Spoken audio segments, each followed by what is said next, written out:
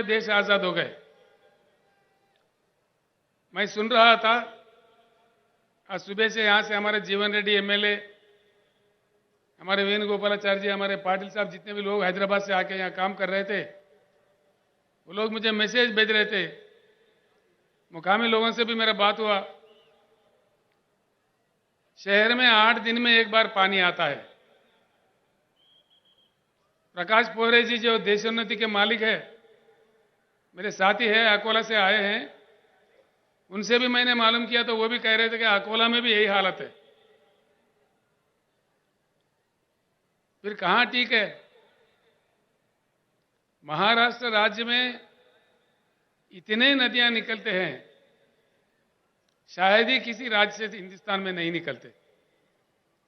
गोदावरी है, कृष्णा है, पेनगंगा है, वेनगंगा है, मंजीरा है, भीमा है, घटप्रभा है, पंचगंगा है, मूला है, प्रवरा है, कितने कितने नदियां निकलते हैं। इतने नदियां निकलने वाले एक बलवान financial capital of India Mumbai साथ रखने वाले राज्य पीने का पानी नहीं दे सकता। ऐसे हालात में भी हम लोग क्या मुतमैन हैं? दया करके सोचिए,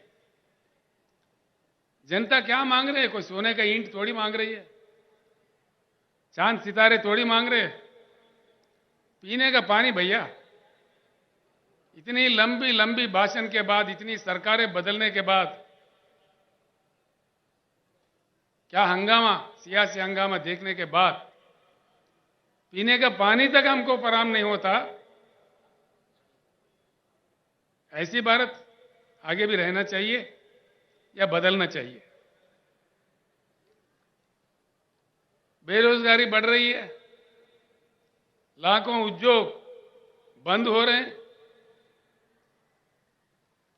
लाखों श्रमजीवी जो उसमें काम करते हैं, कामगार लोग रोड पे आ रहे हैं, और देश में पूरा जातिवाद, धर्मवाद, लिंग भेद खेल रहे हमारे आंखों के सामने। रोज बरोज हम देख रहे हैं। जो धनवान है, अमीर है, और अमीर होते जा रहे हैं। एक ही साल में 10 लाख 12 लाख करोड़ के करोड़ोपति अरबोपति बन रहे। जो गरीब है और गरीब होते जा रहे। ये सब कड़वे सच है, आपके हमारे आंखों के सामने है। ये कोई मैं कहानी नहीं बता रहा हूं, जो रोज हमारे को देखने को मिलता है। ये कोई माने या ना माने, ये कड़वा सच है। ये सारे जो भी चल रहा है, ऐसा ही चलना चाहिए या इसका कुछ इलाज होना चाहिए? इलाज होना चाहिए। किसी भी देश में कभी कोई बीमारी लगती है, कभी कोई बीमारी लगती है, सुधारने वाले डॉक्टर होते हैं उस समाज के, उस देश के दानिश्वर, बुद्धिजीवी, उस देश के, उस समाज के युवा शक्ति, जिनके पास खून, जिनके खून में ताकत होता है, यही डॉक्टर्स होते हैं। नौजवान भाइयों को मैं प्रणाम करके पूछता हूं, हम लोगों को तो उम्र गुजर रहा है, लेकिन ये कल का देश आपका है, भविष्य आपका है। आप ऐसे ही पड़े रहोगे या कुछ उज्जवल रास्ता बनाओगे? फैसला कीजिए। और एक बात पक्का तय करके चलिए, हमारी जो समस्या है, किसी भी दिन ये हमको ही सुलझना पड़ेगा। कोई अमेरिका से नहीं आएगा, कोई रूस से नहीं आएगा, कोई दूसरे देश वाले आके हमको नहीं सुधारेगा। सवाल यह है, कितने जल्दी हम जाग जाए, उतना ही हमारा सुधार होगा। जितना हम लेट कर दिए, और बड़े अन्याय का सामना हमें करना पड़ेगा। एक ही बात सोचिए, हिंदुस्तान में कई महान किसान नेता पैदा हुए, कई लोग। सर छोटूराम जो आजादी से पहले पंजाब राज्य में काम कर रहे थे। उत्तर प्रदेश में महेंद्र सिंह टिकैत काम कर रहे थे। यहां अपना महाराष्ट्र में शरद जोशी के नेतृत्व में कई लोग, लाखों लोग काम कर रहे थे। कर्नाटक में प्रोफेसर नंजुंडा स्वामी, तमिलनाडु में नारायण स्वामी जी, आज पंजाब में राजोवाल जी, और मंच पर बैठे हुए हमारे भारत किसान समिति का राष्ट्रीय अध्यक्ष श्री गुरनाम सिंह चढ़ोनी जी, ये सारे लोग लड़ते रहे। आखिर एक बात सोचिए, हिंदुस्तान में अगर लोकतंत्र है, लोकशाही है, तो 13-13 महीने किसानों को क्यों दिल्ली में, देश के राजधानी में धरना करना पड़ता है? कितनी दुर्भाग्यपूर्ण है। ये क्या स्थिति है? ये लोकतंत्र है? 13 महीने के बाद, 13 महीने के दौरान में 750 किसानों का मृत्यु हो गया। 750 लोगों को मरने पड़ते हैं इस देश में, जिसमें लोकतंत्र हम कहते हैं। ये क्या तमाशा हो रहा है देश में? उसके बाद प्रधानमंत्री खुद माफी मांगते हैं, कानून वापस लेते हैं। अभी और 13 महीने गुजर गए, होता कुछ नहीं है। क्या ये लोकतंत्र है, लोकशाही है? किसानों का ये मान्यता है? मतलब क्या है? कुछ ना कुछ दाल में काला है। ये बात मैं किसी और जगह कहा तो वो लोग कह रहे थे दाल में काला है, ये पुरानी बात है भैया, अब तो पूरा दाल ही काला है। तो मतलब क्या है? जरूर कुछ इलाज की जरूरत है, कुछ ना कुछ परिवर्तन की जरूरत है। भारत को बदलना चाहिए, बिल्कुल बदलना चाहिए। भारत को परिवर्तन बहुत आवश्यक है, बहुत जरूरी है। जब तक हम परिवर्तित नहीं होंगे, हमारा किस्मत नहीं बदलने वाला है। एक उच्च गुणवत्ता वाली परिवर्तन, यानी कि एक पार्टी हार गया, दूसरा पार्टी जीत गया, ये परिवर्तन नहीं होता भाइयों।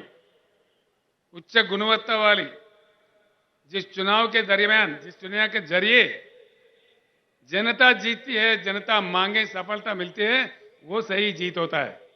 पार्टियों का जीत नहीं होगा।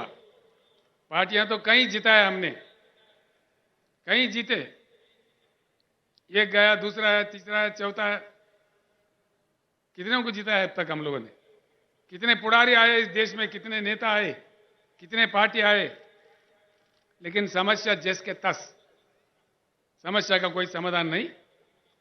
जिस देश में हर दिन सौों की संख्या में किसान आत्महत्या कर रहे हो, जिस राज्य में, जिस पावन धरती पे मैं खड़ा हुआ हूं, इतने नदियां निकालने वाले इस महाराष्ट्र राज्य में, अभी हमारे शंकर अन्ना बता रहे थे, रोज 6-7 किसान आत्महत्या कर रहे हैं। या प्रधानमंत्री को या राज्य के नेताओं को क्या पड़ी है? वो लोग तो अफ्रीका से शेर ला के दिखा रहे हैं हमारे को। अरे भाई, ये हमारे किसान शेर मर रहे बोले तो देखो देखो, ये अफ्रीका का चीता है, ये नामीबिया का शेर है, इसको देख के खुश हो जाओ। क्या समझ में आता है? समस्या का वो समाधान नहीं है। इसीलिए मैं हमारे शेतकरी भाइयों से और बहनों से हाथ जोड़ के विनम्र पूर्वक प्रार्थना करता हूं, जब तक हम खुद शेर नहीं बने, हमारा समस्या का समाधान नहीं मिलेगा। तैयार होना चाहिए।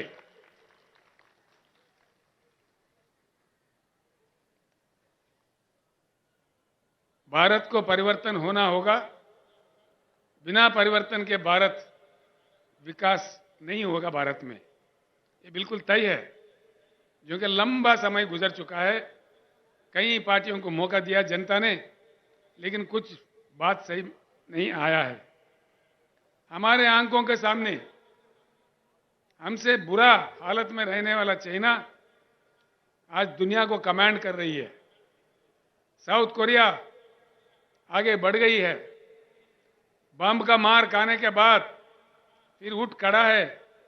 जापान देश हमारे आंखों के सामने है। जैसा मोहम्मद महातीर के नेतृत्व में मलेशिया में परिवर्तन हुआ और सिंगापुर में जहां कुछ भी नहीं है, वो लोगों का हालत भी हमसे बेहतर है। ये सारे चीज हमारे आंखों के सामने हुई है। 75 साल में जो हो रहा है, इससे उठकर आउट ऑफ बॉक्स जाकर एक नया ढंग से, नया रंग से, एक नया जंग करके हम भारत को बदल सकते हैं। इसी पुराने तरीके से हम लोग नहीं बदल सकते। इस बात को समझने के लिए मैं आपको विनती करता हूं। इसीलिए मैं ये एक बात आपको बताना चाहूंगा, इस परिवर्तन भारत में जो आना है, बिना परिवर्तन के भारत आगे नहीं बढ़ सकता। इसीलिए पैदा हुआ है बीआरएस पार्टी। बीआरएस एक चुनाव के लिए, एक दिन के लिए, कोई एक वर्ग के लिए, एक धर्म के लिए, एक जाति के लिए नहीं पैदा हुआ। ये सारे भारतवासी जितने भी हैं, उनके हकों को लड़ने के लिए, उनके हकों के लिए बिल्कुल बीआरएस पैदा हुआ है।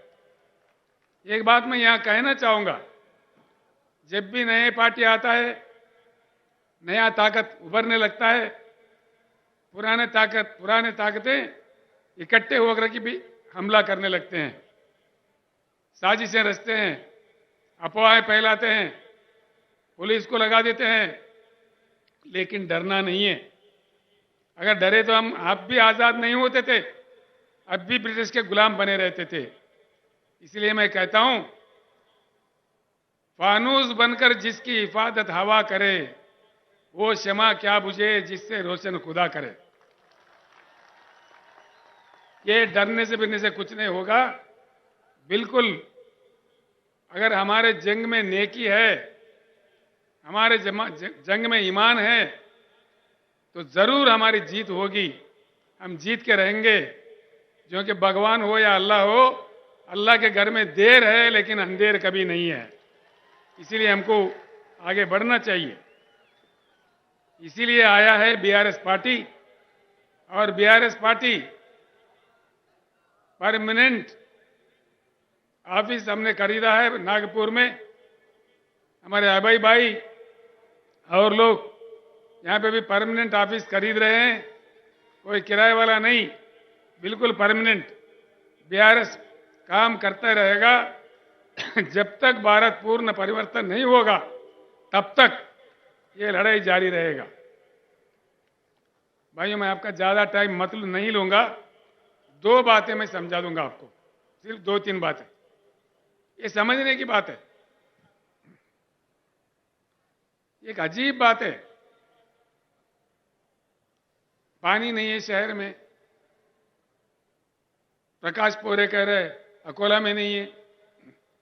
कोई वकील साहब आए थे पूना से, पूना में भी सही नहीं है। देहात में तो है ही नहीं है। फिर ये क्या चक्कर हो रहा है?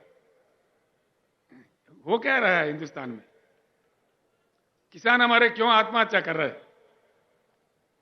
दया करके सोचिए इस बात पे। इतना हमको गुमराह कर दिया है।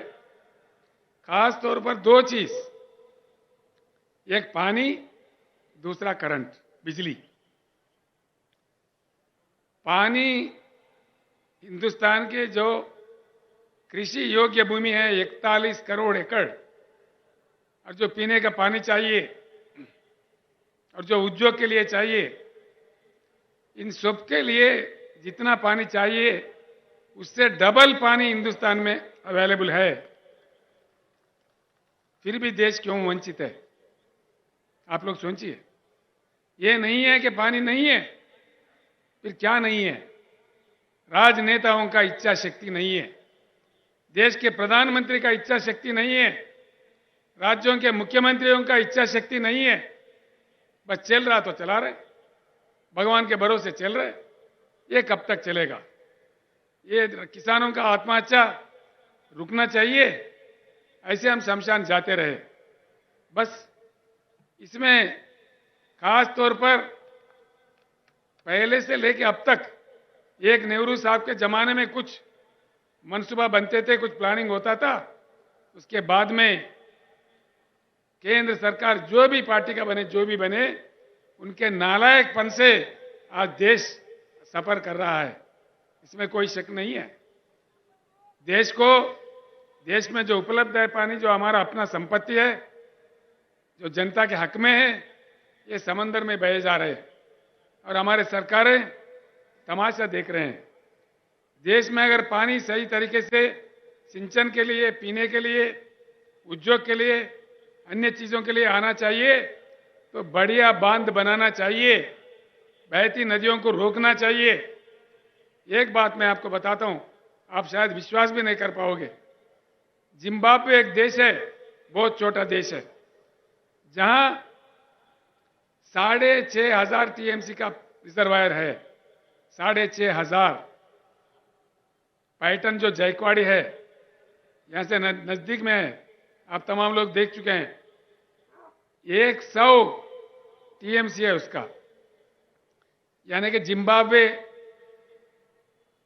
जो रिजर्वायर की मैं जिक्र कर रहा हूं, वो पैटर्न से 65 बार बड़ा है, 65 बार। हिंदुस्तान बाढ़ भी देख चुका है, सूखा भी देख चुका है। तो जिम्बाब्वे जैसा हमारे पास कम से कम 3-4 रिजर्वायर तो होना चाहिए, देश को बाढ़ से बचाने के लिए, सूखा से बचाने के लिए, लेकिन नहीं करते। पानी का तमाशा, पानी रखते हुए देश को नहीं दिया जा रहा है। इसके बीआरएस का ये लक्ष्य है, पूरे देश में आज जो पानी की पॉलिसी है उसे बंद करना चाहिए। नया रचना, नया कानून जब तक नहीं लाया जाएगा, ये तमाशा ऐसा चलते रहेगा। हमारे खेते प्यासे रहेंगे, हम प्यासे रहेंगे, हमारे लोग भी 8 दिन के बजाय 15 दिन भी हो सकता है शहर में, फिर और बुरा हालत भी हो सकता है। इसीलिए आप सोचिए, एक बहुत अहम बात है, पानी को समझने में हमारे देश अभी भी पीछे है। पानी एक ऐसी चीज है जो किसी फैक्ट्री में नहीं बनाया जा सकता। पानी को इंसान नहीं बना सकता। पानी खुदा का, भगवान का देन है, जो अपने आप में आता है, प्रकृति देता है। बहुत ही मूल्य चीज है, उसको बहुत सेफ तरीके से इस्तेमाल करने का विद्या कई देशों ने सीख लिया है, लेकिन हमारे देश में नहीं सीखते, ना समझते, ना सुनते। तो इसीलिए पानी का पूरी पॉलिसी बदलना चाहिए और हर चीज के लिए भरपूर पानी। मैं ये एक बात कहता हूं भाइयों, दोस्तों, महाराष्ट्र में बीआरएस सरकार बनाइए, 5 साल के अंदर हर घर में नल के साथ पीने का पानी मिलेगा, ये मेरा वादा आपके साथ है। हर शहर में, हर छोटे से छोटे गांव में, जो आज तेलंगाना राज्य में मिल रहा है, हमने किया है वहां पे। हर घर में, हैदराबाद के जो बड़े अमीर, बड़े बड़े धनवान, अरबोपति रहने वाला जगह जो जुबली हिल, बंजारा हिल्स है, वहां का पानी वहां के अमीर जो पीते हैं, आदिलाबाद जिला का गोंड भी वही पानी पी रहा है। और ये बात महाराष्ट्र में भी संभव है।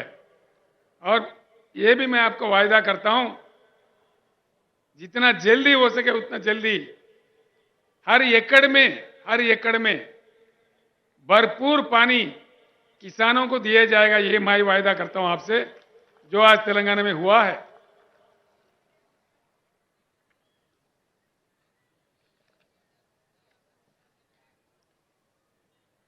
मैं इसीलिए कहता हूं, हमारे पानी समंदर में ना बहते हुए हमारे खेतों पर आ जाए, हमारे खेतों का प्यास बुझाए और हमारे पीने के लिए भरपूर पानी हमें मिले, हमारे अन्य चीजों के लिए मिले।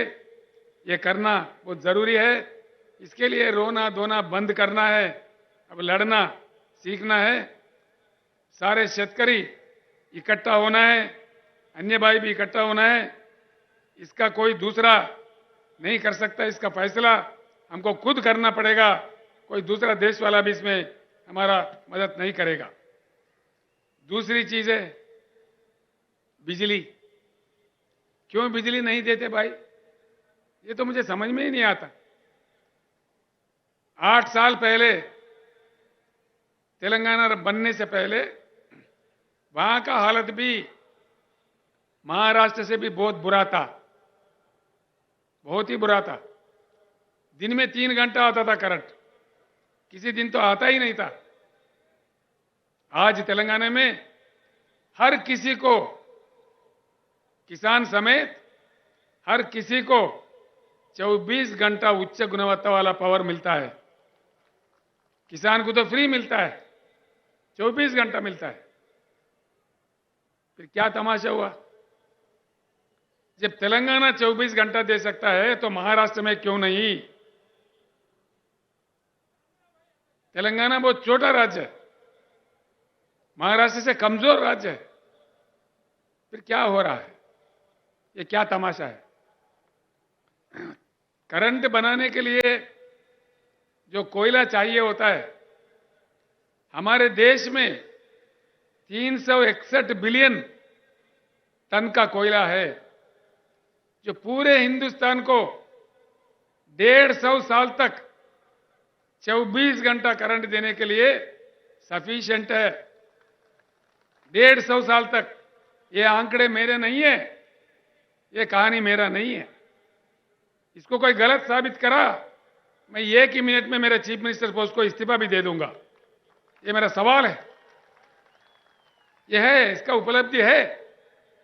भाई पानी है भरपूर, नहीं देते। कोयला है, उससे 24 घंटा करंट दे सकते, क्यों नहीं देते भाई? क्या मजाक बना दिया? बिजली के बिल बढ़ाओ, प्राइवेट दे दो, किसका बाप का जागीर है, प्राइवेट दे दो, जो मर्जी दे दो। कैसे दे रहे? अनेक दशकों से हमारे करंट के कर्मचारी, जनता, हमारे लोग अपनी जमीन देके, पैसे देके, खून पसीना बहा के जो करंट घर बनाए, जो पावर जनरेटिंग हाउसेस बनाए, उसको मुफ्त में अपने दोस्तों में बांटना चाह रहे। Power privatisation. मैं ये की बात कहता हूं, भगवान का दया होगा तो अगली सरकार बीआरएस का बनेगा, हर चीज हम वापस लेके रहेंगे।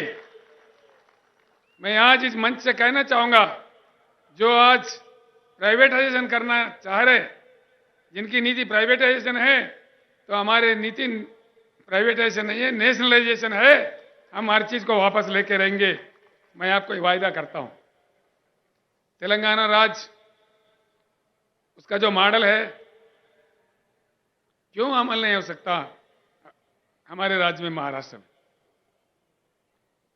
तेलंगाना राज्य में हमने काफी कुछ सुधार किया है। तलाटी को हमने बर्खास्त कर दिया, कोई तलाटी व्यवस्था नहीं है। अब मोदी साहब कहते दिल्ली से डिजिटल इंडिया बनाओ, कहां गया भाई डिजिटल इंडिया? कहां गया? तो किसानों का रिकॉर्ड, भूमि, वो जो भूमि है उसका रिकॉर्ड क्यों नहीं डिजिटलाइज कर रहे? हमने किया है तेलंगाना में। रजिस्ट्रेशन के लिए कई दिन सड़ने बढ़ने नहीं पड़ते, 15 मिनट में रजिस्ट्रेशन होता है, उसी समय पट्टा भी हो जाता है, फिर बार बार ना फिरना नहीं पड़ता है। ये काम महाराष्ट्र में क्यों नहीं होता भाई? तलाटी कितने पावरफुल है आपके, चीफ मिनिस्टर से भी पावरफुल है। हमारे तोरट साहब कह रहे थे मेरे से, ये तो ब्रह्मदेव, महाराष्ट्र राज्य में उनको ब्रह्मदेव बोलते, जिसके जमीन चाहो, जिसका किस्मत लिख देता है। ये क्या हो रहा है? हम तानाशाही में हैं या लोकशाही में हैं? ये क्या? हम इसीलिए तेलंगाना असेंबली में कानून पास करके तलाटी व्यवस्था को ही बर्खास्त कर दिया है, सारे डिजिटलाइज कर दिया है। इसीलिए किसानों के लिए जो सालाना एकड़ को 10,000 रुपए हम बेचते हैं, हम कोई ऑफिसर के जरिए नहीं बेचते। किसान को उस पैसे लेने के लिए कोई दफ्तर जाना नहीं पड़ता। हैदराबाद में हम डाल देते हैं तो सीधा उनके बैंक अकाउंट में जाता है। बीच में कोई दलाल मट्टी कुछ नहीं है, 1 रुपए का भी रिश्वत नहीं देना पड़ता। और किसानों के लिए जो बीमा का सुविधा हमने किया है, किसान के मृत्यु होने पर 5 लाख देने का, वो भी कोई दफ्तर नहीं जाने पड़ते। उसके 8 दिन के अंदर उनके घर, वो किसान जिनका मृत्यु हुआ, वो जिसका भी नॉमिनेट किया, 8 दिन के अंदर 5 लाख उनके घर पहुंच जाता है। किसानों का जब दान हम खरीदते हैं, हर एक दाना 7,100 केंद्र खोल के तेलंगाना में हम खरीदते हैं। अभी खरीद रहे, अभी धान की फसल आ रही है, बड़ी तादाद में आ रही है। हम 7,000 केंद्र खोले हैं, अभी कारोबार चालू है, कोई भी आके देख सकता है तेलंगाना को, यहां से कोई इतना दूर भी नहीं है। उसका पैसा भी सीधा किसान के बैंक खाता में जाता है, कोई दलालों का शिकार नहीं है। तेलंगाना में भी हालत इससे बहुत बुरा था, करंट नहीं था, पीने का पानी नहीं था, किसान भी हमारे आत्महत्या कर रहे थे। मैं ही कई बार रो पड़ा था, मैं भी जोश में आके मैं भी, अरे भैया मत मरो बोल के हाथ जोड़ के उनको प्रणाम किया। मैं 2-3 साल बचे रहो, मैं आपको बचा लूंगा बोल के रोते हुए भी मुझे बोलना पड़ा, ऐसा इतना बुरा हालत था। लेकिन आज एक कट्टरपन से हमने काम किया। आपके सामने बैठा हुआ है हमारे सोमेश कुमार जी, जो भूतपूर्व चीफ सेक्रेटरी है, साबिका चीफ सेक्रेटरी है तेलंगाना राज्य का, मेरे साथ उन्होंने काम किया, अभी रिटायर हुआ है। उनका काफी योगदान रहा वहां पे, ये चीजों को हासिल करने में, ये चीजों को किसानों को उपलब्ध करवाने में बहुत उनका योगदान है, हम ही ने किया है। महाराष्ट्र में क्या हुआ भाई? महाराष्ट्र का चीफ सेक्रेटरी नहीं है, सेक्रेटरीज नहीं है, कैबिनेट है, सब कुछ है, आमदार है, खासदार है, फिर यहां क्यों नहीं होता? सवाल यह है। मैं आपसे प्रार्थना यही करूंगा, इसीलिए इन चीजों के मद्देनजर ही मैंने आवाज दिया है, मैंने पुकारा है, अब की बार किसान सरकार। किसान भाइयों को मैं प्रणाम करता हूं। आप खेत जाना, हल चलाना सीखते हो, जानते हो, एक बार असेंबली की तरफ क्यों नहीं जाते? आप खुद आमदार क्यों नहीं बनते? आप खुद खासदार क्यों नहीं बनते? नेता, बड़े बड़े मोटे नेता नहीं चाहिए हमको, हम में से खुद नेता बनेंगे। अगर आप साथ दो तो बिल्कुल हम खुद नेता बनेंगे। किसान भाइयों को मेरा एक अपील है, अगर आप नहीं कर पाओगे, मैं सारे महाराष्ट्र किसानों को यहां से आवाज दे रहा हूं, आगामी जिला परिषद चुनाव आपके हाथ में है। शहर के वोट नहीं रहते उसमें, पंचायत राज इलेक्शन बोले तो देहाती वोट है, सारे वोट हमारे हैं। सारे के सारे जिला परिषद पे गुलाबी झंडा लहरा दो, क्या क्या भाग के नहीं आता मैं देखता हूं, आपके पीछे भाग के आ जाएगा। एक ही सभा नांदेड़ में हुआ तो असेंबली में बजट आ गया 6,900 करोड़, और कह दिया कि भाई किसान को 10,000 देंगे। क्या भीख दे रहे हैं?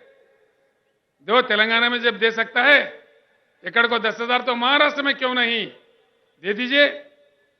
मैं यहां के मुख्यमंत्री जी से अनुरोध करता हूं, प्रार्थना करता हूं। यहां के उप मुख्यमंत्री देवेंद्र फडणवीस जी है, वो मुझे कह रहे थे, चंद्रशेखर जी आपका यहां क्या काम है, आप तेलंगाना संभालो।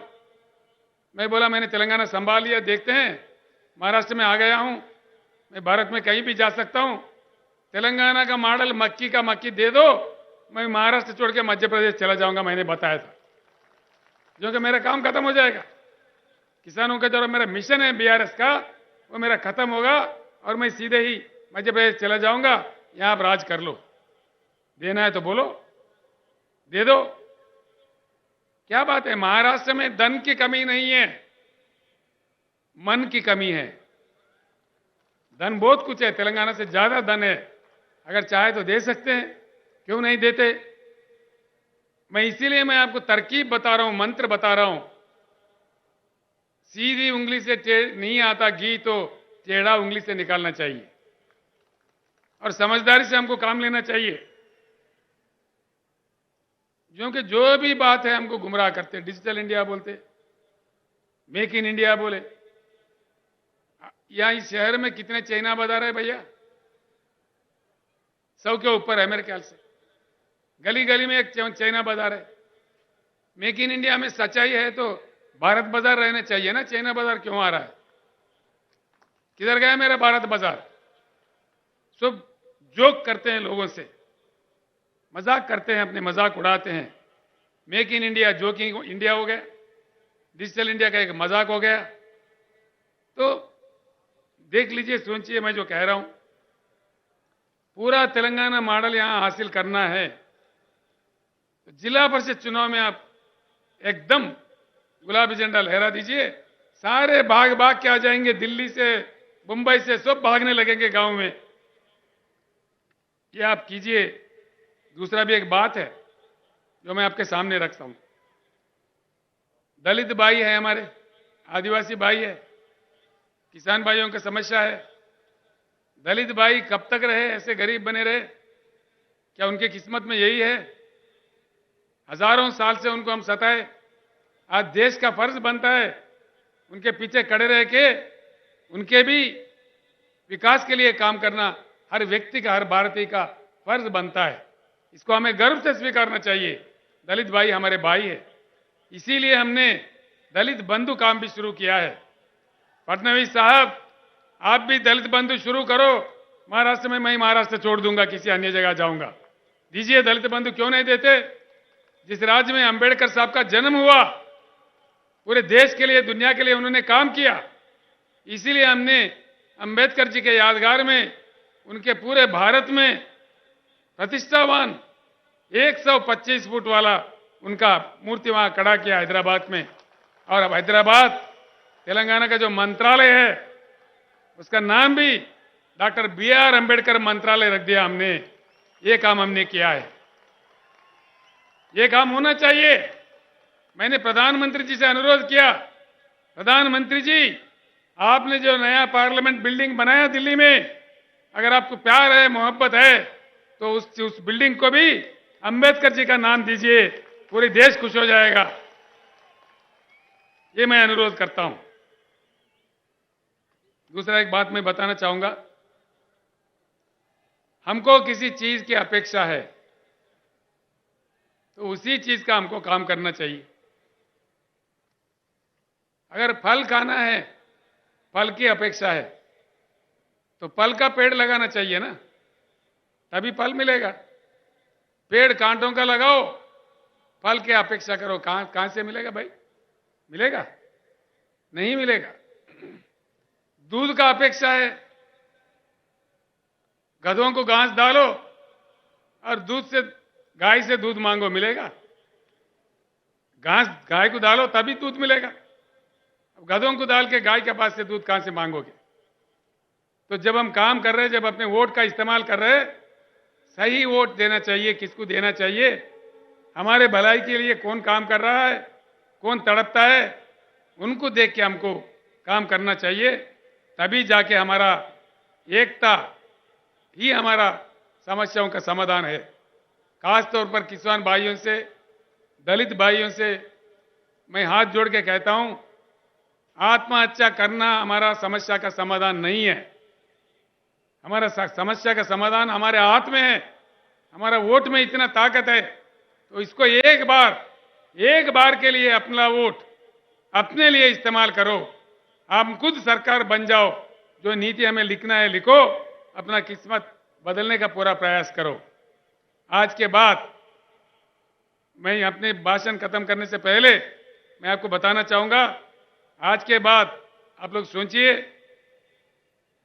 अपनी जाति किसान जाति होना चाहिए, अपना धर्म शेतकारी धर्म होना चाहिए, अपना अस्त्र शस्त्र अपना वोट होना चाहिए, अपना लक्ष्य किसान सरकार लक्ष्य होना चाहिए, शेतकारी सरकार शेतकारी राज लक्ष्य होना चाहिए। ऐसा करके हम लोग किसान राज का स्थापित करते हैं, फिर आगे बढ़ते हैं। कैसा नहीं आएगा जैसा तेलंगाना में आया, नदी बाग के आया, वहां कोई पानी का पट्टी भी नहीं है। किसानों के लिए पानी पट्टी नहीं है, करंट के लिए कोई बिल नहीं है, फ्री में देते हैं, पूरे दान खरीदते हैं। ये सारी चीज यहां बहुत आसानी से किया जा सकता है। तेलंगाना का मक्की कॉपी करो ना भाई, खत्म हो गई बात, हो गई बात। और उसमें क्या है, कौन से ब्रह्म भोज है उसमें? तो इसीलिए सब मिलकर एक बार कहते हैं, अब की बार।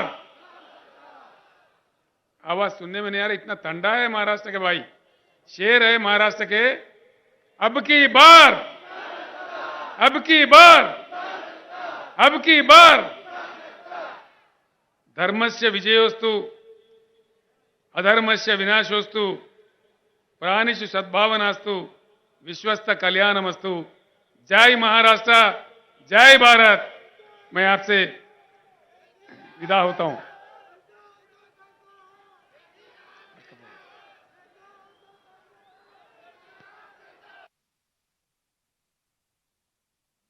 तुम भी देखो